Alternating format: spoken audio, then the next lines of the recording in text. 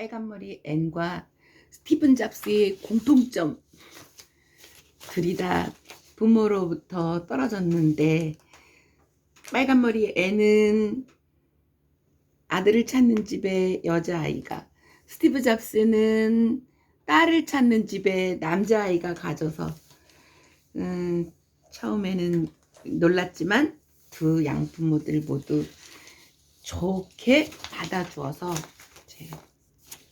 행복하게 살게 되는 그런, 하나는 동화 속의 인물, 한 사람은 현실 속의 인물에 대한 이야기가 재미나서 요전에 빨간머리 앤을 읽었고, 오늘은 스티브 잡스의 이야기 중에서 제일 멋진 이 스탠포드 대학교 졸업 연설을 읽으려고 합니다. 스탠포드대 2005년 스탠포드대 졸업 연설. 이것은 너무 완벽한 글인 것 같아. 들어오고 관심을 끌고, 사람들이 막 스탠포드 대학교 졸업식 때 애들이 막 산만한데 관심을 딱 끌고, 관계 커넥팅에 대한 얘기, 러브에 대한 얘기, 네스에 대한 얘기를 하고, 그 다음에 나가면서 또 이 멋진 말을 딱 마무리를 짓고 나갈 때는 그 사람들이 전부 다 열광적으로 일어나서 박수를 치던 그 장면이 생각이 납니다. 여러 번 베껴 써봤던, 영어로도 베껴 써봤어. 너무 멋있어서. 스티븐 잡스 연설문, 스탠포드 대학교 2005년 졸업식. 먼저 세계 최고의 명문으로 꼽히는 이곳에서 여러분들의 졸업식에 참석하게 된 것을 영광으로 생각합니다. 저는 대학을 졸업하지 못했습니다. 솔직히 태어나서 대학교 졸업식을 이렇게 가까이서 보는 것은 처음이네요. 오늘 저는 여러분께 제가 살아오면서 겪었던 3가지의 이야기를 해볼까 합니다. 그게 다입니다. 별로 대단한 이야기는 아니고요. 딱 3가지만요. 먼저 인생의 전환점에 관한 이야기입니다. 자, 첫 번째 이야기입니다. First story is about connecting the dots. 전 리즈 컬리지에 입학한 지 6개월 만에 자퇴했습니다. 그래도 1년 반 정도는 도강을 듣다가 정말로 그만뒀습니다. 왜 자퇴했을까요? 그것은 제가 태어나기 전까지로 거슬러 올라갑니다. 제 생모는 대학원생인 젊은 미혼모였어요. 그래서 저를 입양 보냈죠. 그녀는 제 미래를 생각해 대학 정도는 졸업한 교양 있는 사람이 양부모가 되기를 원했습니다. 그래서 저는 태어나자마자 변호사 가정에 입양하기로 되어 있었습니다. 그들은 여자아이를 원했던 걸로 알고 있습니다. 그들 대신 대기자 명단에 있던 양부모들은 한밤중에 걸려온 전화를 받고, 어떡하죠? 예정에 없던 사내아이가 태어났는데 그래도 입양하실 건가요? 물론이죠. They said, of course.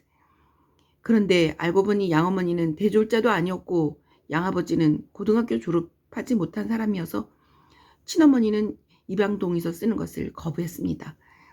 친어머니는 양부모들이 저를 꼭 대학까지 보내주겠다고 약속한 후 몇 개월이 지나서야 화가 풀렸습니다. 스티브 잡스는 좀 옹졸한 사람이었는지 죽을 때까지도 친어머니와 연락을 안 받았다고 하던데 옹졸한 사람이었나 봐. 양어머니 아버지에 대한 감사의 표시였을지도 모르겠지. 어디까지 읽었나? 친어머니는 양부모님들이 저를 꼭 대학까지 보내주겠다고 약속하는 몇 개월이 지나서야 화가 풀렸습니다. 17년 후 저는 대학에 입학했을 때, 그러나 저는 멍청하게도 이곳 스탠포드의 학비와 맞먹는 값비싼 학비를 내야지 되는 학교를 선택했습니다. 평범한 노동자였던 부모님이 힘들게 모아두었던 돈은 모두 제 학비로 들어갔습니다. 결국 6개월 후 저는 대학 공부가 그만한 값어치가 없다는 생각을 했습니다. 내가 진정으로 인생에서 원하는 것이 무엇인지, 그리고 대학 교육이 그것에 얼마나 도움이 될지 판단할 수 없었습니다. 제가 양부모님들이 평생 모은 재산이 전부 제 학비로 들어가고, 게다가 양부모님들이 평생 모은 재산이 전부 제 학비로 들어가고 있었습니다. 그래서 모든 것이 다 잘 될 거라 믿고 자퇴를 결심했습니다. 당시에는 두려웠지만 되돌아봤을 때 제 인생 최고의 결정 중 하나였던 것입니다. 자퇴한 순간 흥미였던 필수 과목들을 듣는 것을 그만두고 흥미없던 필수가 글씨 진짜 못 썼네. 흥미없던 필수 과목들을 듣는 것을 그만두고 관심 있는 강의만 들을 수 있었습니다.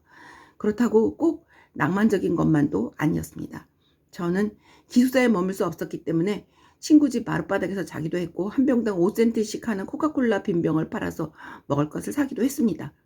또 매주 일요일 단 한 번이라도 제대로 된 음식을 먹기 위해 7마일이나 걸어서 하레 크리슈나 사원의 예배에 참석하기도 했습니다. 맛있더군요. 당시 순전히 호기와 직감만을 믿고 저지른 일들이 후에 정말 값진 경험이 되었습니다. 예를 든다면 그 당시 리드 컬리지는 아마 미국 최고의 서체 교육을 제공했던 것 같습니다. 학교 곳곳에 붙어있는 포스터, 서랍에 붙어있는 상표들은 모두 너무 아름다웠죠. 어차피 자퇴한 상황이라 정규 과목을 들을 필요가 없었기 때문에 서체에 대해서 배워보기로 마음먹고 서체, 글씨체 수업을 들었습니다. 그때 저는 셰리프와 신셰리프체를, 다른 글씨의 주어 간의 그 여백의 다양함을, 무엇이 타이포그래프를 위대하게 만드는지를 배웠습니다. 그것은 과학적인 방식으로는 따라가기 힘든 아름답고 유서깊고 예술적으로 미묘한 것이었고 저는 매료되었습니다. 이런 것들 중 어느 하나라도 제 인생에 실질적인 도움이 될 것 같지는 않았습니다. 또는 아니고, 그러나 10년 후 우리가 첫 번째 맥켄토시를 구상할 때 그것들은 고스란히 빛을 발했습니다. 우리가 설계한 맥켄토시에 그 서체 기능을 모두 집어넣었습니다. 그것은 아름다운 서체를 가진 최초의 컴퓨터였습니다.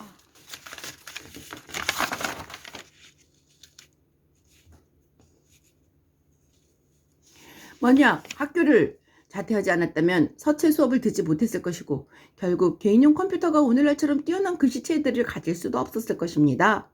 물론 제가 대학에 있을 때는 그 순간들이 내 인생의 전환점이 될 것을 알 수는 없었습니다. 그러나 10년이 지난 지금에서야 모든 것이 분명하게 보입니다. 달리 말하자면 지금 여러분은 미래를 알 수 없습니다. 다만 현재와 과거의 사건들만을 연관시켜 볼 수 있을 뿐이죠. 그러므로 여러분들은 현재의 순간들이 미래에 어떤 식으로든지 연결된다는 것을 알아야만 합니다. 여러분들은 자신의 배짱과 운명과 인생과 카르마 등 무엇이든지 간에 그 무엇에 믿음을 가져야만 합니다. 이런 믿음이 저를 실망시킨 적은 없습니다. 그리고 그것이 제 인생에서 남들과는 다른 모든 차이들을 만들어 냈습니다. 자신감 멋있어. 두 번째는 사랑과 상실입니다. My second story is about love and loss. 저는 운 좋게도 인생에서 정말 하고 싶은 일을 일찍 발견했습니다. 제가 20살 때 부모님의 차고에서 즉 스티브 워즈니아와 함께 애플의 역사가 시작되었습니다. 우리는 열심히 일해서 차고에서 2명으로 시작한 애플은 10년 후에 400명의 종업원을 거느린 200억 달러 기업이 되었습니다. 제 나이 29살. 우리는 최고의 작품인 맥킨토시를 출시했습니다. 그러나 이듬해 저는 해고당했습니다. 제가 세운 회사에서 제가 해고당하다니. 당시 애플이 점점 성장하면서 저는 저와 함께 회사를 경영할 유능한 경영자를 데려와야겠다고 생각했습니다. 처음 1년 정도는 그런대로 잘 돌아갔습니다. 그런데 언제부턴가 우리의 비전은 서로 어긋나기 시작했고 결국 우리 둘의 사이도 어긋나기 시작했습니다. 이때 우리 회사 경영진들은 존 스컬리의 편을 들었고 저는 30살에 쫓겨나야만 했습니다. 그것도 아주 공공연하게.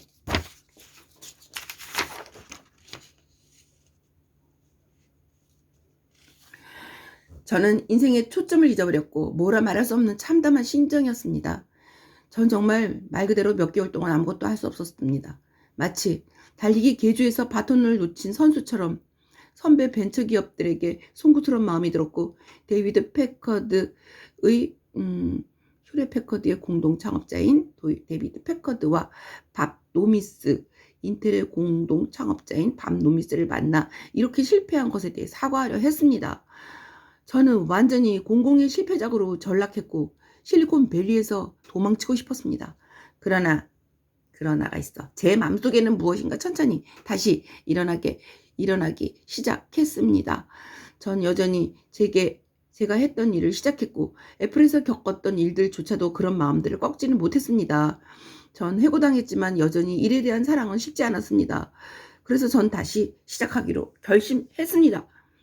당시에는 몰랐지만 애플에서 해고당한 것은 제 인생 최고의 사건임을 깨닫게 됐습니다. 그 사건으로 인해 저는 성공이란 중압감에서 벗어나서 초심자의 마음으로 돌아가 자유를 만끽하며 내 인생의 최고의 창의력을 발휘하는 시기로 갈 수 있게 됐습니다.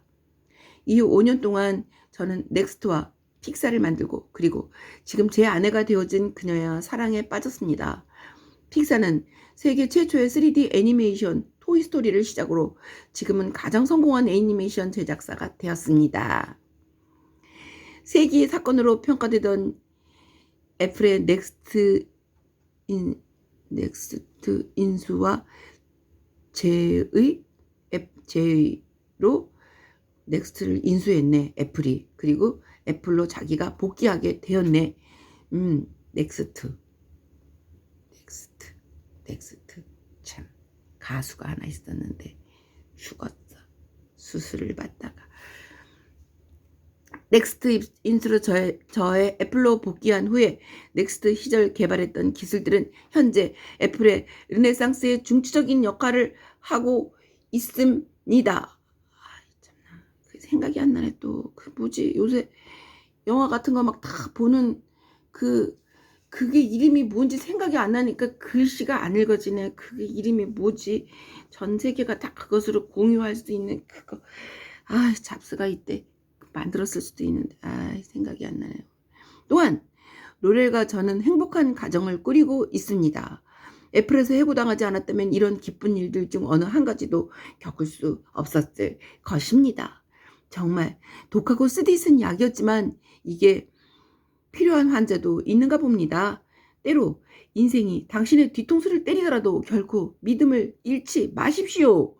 저는 반드시 인생에서 해야 할 제가 사랑하는 일이 있었기에 반드시 이겨낸다고 확신했습니다. 당신이 사랑하는 것을 찾아보세요. 사랑하는 사람이 내게 먼저 다가오지 않듯 일도 그런 것이죠. 노동은 인생의 대부분을 차지합니다.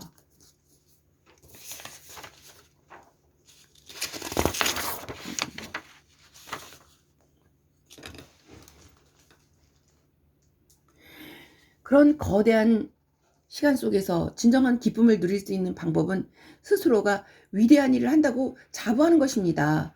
자신의 일을 위대하다고 자부할 수 있을 때는 사랑하는 일을 하고 있는 바로 그 순간뿐입니다.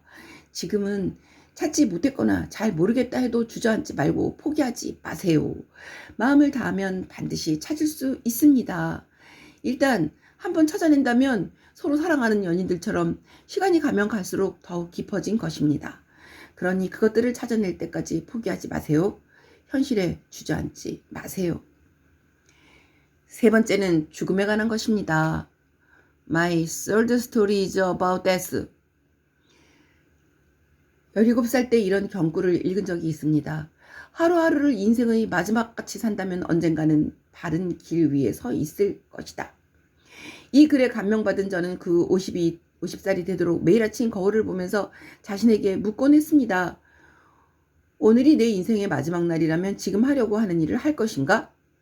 아니요 라는 답이 계속 나온다면 다른 것을 해야 한다는 것을 깨달았습니다. 인생의 중요한 순간마다 곧 죽을지도 모른다는 사실을 명심하는 것이 저에게는 가장 중요한 도구가 됩니다. 왜냐고요? 외부의 기대, 각종 자부심과 자만심, 수치스러움과 실패에 대한 두려움들은 죽음을 직면해서는 모두 떨어져 나가고 오직 진실로 중요한 것들만이 남기 때문입니다.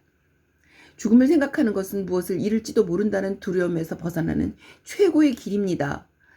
여러분들이 지금 모두 잃어버린 상태라면 더 이상 잃을 것도 없기에 더욱 본능에 충실할 수밖에 없습니다. 저는 1년 전쯤 암 진단을 받았습니다. 아침 7시 반에 검사를 받았는데 이미 췌장에 종양이 있었습니다. 그때까지는 췌장이란 게 뭔지도 몰랐는데요. 의사들은 길어야 3개월에서 6개월이라고 말했습니다. 주치의는 집으로 돌아가 신변 정리를 하라고 했습니다. 죽음을 준비하라는 뜻이었죠. 그것은 내 아이들에게 10년 동안 해줄 수 있는 것을 단 몇 달 안에 다 해치워야 된다는 말이었고 임종시에 사람들이 받을 충격이 덜하도록 매사를 정리하라는 말이었고 작별 인사를 준비하라는 말이었습니다. 저는 불치병 판정을 받았습니다. 그날 저녁 위장을 지나 장까지 내시경을 넣어서 암세포를 채취해 조직검사를 받았습니다. 저는 마취 상태였는데 후에 아내가 말해주길 현미경으로 세포를 분석한 결과 치료가 가능한 아주 희귀한 췌장암으로서 의사들까지도 기뻐서 눈물을 글썽였다고 합니다. 저는 수술을 받았고 지금은 괜찮습니다. 그때만큼 제가 죽음에 가까이 가본 적은 없는 것 같습니다. 또한 앞으로 수십 년은 그렇게 가까이 가고 싶지 않습니다. 이런 경험을 해보니 죽음이란 때로 유용하다는 것을 머리로만 알고 있을 때보다 더 정확하게 말할 수 있습니다. 아무도 죽기를 원하지 않습니다. 천국에 가고 싶다는 사람들조차도 그곳에 가기 위해 죽고 싶어 하지는 않죠. 그리고 여전히 죽음은 우리 모두의 숙명입니다. 아무도 피할 수 없죠. 그리고 그래야만 합니다. 왜냐하면 삶이 만든 최고의 발명이 죽음이니까요. 죽음은 인생을 변화시킵니다. 죽음은 새로운 것을 대체할 수 있도록 만들어줍니다.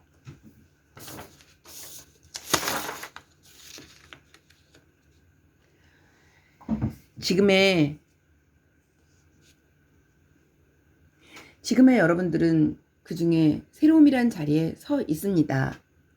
그러나 머지않을 때 여러분들은 새로운 세대들에게 또 그 자리를 물려주어야 할 것입니다. 너무 극적으로 들렸다면 죄송하지만 사실이 그렇습니다. 여러분들의 삶은 제한되어 있습니다. 그래서 낭비하지 마십시오. 도그마, 다른 사람의 말에 얽매이지 마십시오. 타인의 소리들이 여러분들이 내면의 진정한 목소리를 방해하지 못하게 하세요. 그리고 가장 중요한 것은 마음과 영감을 따르는 용기를 가지는 것입니다. 이미 마음과 영감은 당신이 진짜로 무엇을 원하는지 알고 있습니다. 나머지는 부차적인 것이죠. 나가기입니다. 제가 어릴 때 내 나이 또래면 다 볼만한 지구백과 더 월드 카탈로그라는 책이 있었습니다. 여기서 그리 멀지 않은 곳에 멀로 파크에 사는 스튜어트 브랜드라는 사람이 쓴 책인데 자신의 모든 것을 불어넣은 책이었죠. PC나 전자출판이 존재하기 전에는 전인 1960년대 후반이었기 때문에 타자기와 가위와 폴라로이드로 그 책을 만들었습니다. 35년의 책으로 된 구글이라고나 할까요?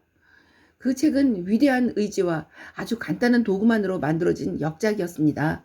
스튜어트와 친구들은 몇 번의 개정판을 내었고 수명이 닿을 때쯤에는 최종판을 내놓았습니다. 그때가 70년대 중반, 제가 여러분 나이 때였죠. 최종판의 뒤쪽 표지에는 이른 아침 시골길 사진이 있었는데 아마 모험을 좋아하는 사람이라면 히치하이킹을 하고 싶다는 생각이 들 정도였습니다. 요 말을 하려고 참 많이 끌고 오네. 그 사진 밑에는 이런 말이 써 있습니다. 배고픔과 함께, 어리석음과 함께, Stay hungry, stay foolish.